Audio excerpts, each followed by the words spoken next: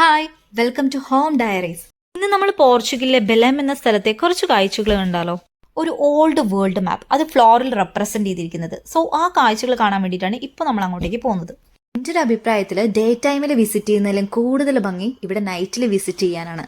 അങ്ങോട്ടേക്ക് പോകുന്ന വഴി തന്നെ മനോഹരമായിട്ടുള്ള കാഴ്ചകളാണ്. അതായത് ഇതൊരു കടൽ തുരുത്താണ്, അവിടെ ഇഷ്ടംപോലെ ആട്ടുകൾ. യെസ്, അപ്പൊ നമ്മൾ ഓൾമോസ്റ്റ് എത്തിയിരിക്കുകയാണ്. നമ്മൾ കയറി ചെല്ലുമ്പോൾ തന്നെ ഒരു സ്മാരകമാണ് കാണുന്നത്. അതായത് കണ്ടെത്തലുകളുടെ സ്മാരകമായി അറിയപ്പെടുന്ന പദ്രാവോ ദോസ് ഡെസ്ക്ടോബിമെന്റോസ്. അതിൻ്റെ തൊട്ട് താഴെ തന്നെ നടപ്പാതയിൽ നമ്മുടെ വിശാലമായിട്ടുള്ള വേൾഡ് മാപ്പ്. ഇത് മാർബിളിലാണ് എന്നത് മറ്റൊരു പ്രത്യേകത. ഞങ്ങൾ വന്നപ്പോൾ തന്നെ ഒരുപാട് പേര് ഫോട്ടോ എടുക്കുന്ന ധൃതിയിലായിരുന്നു. ഈ മാപ്പിൽ നമ്മളെ അതിശയപ്പെടുത്തുന്ന മറ്റൊന്ന് എന്താണെന്നറിയാവോ?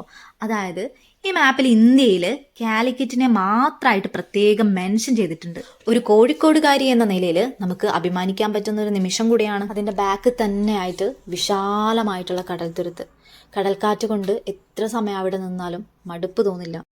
ഫ്രണ്ട് വ്യൂ ആണ് നമ്മൾ ഇത്രയും സമയം കണ്ടത്. ഇനി നമ്മൾ കാണുന്നത് സൈഡ് വ്യൂ ആണ്. അതായത് ഒരു കാരവൽ കടലിലേക്ക് പുറപ്പെടുന്നതായി തോന്നിക്കുന്ന രീതിയിലാണ് ഇത് നിർമ്മിച്ചിട്ടുള്ളത്.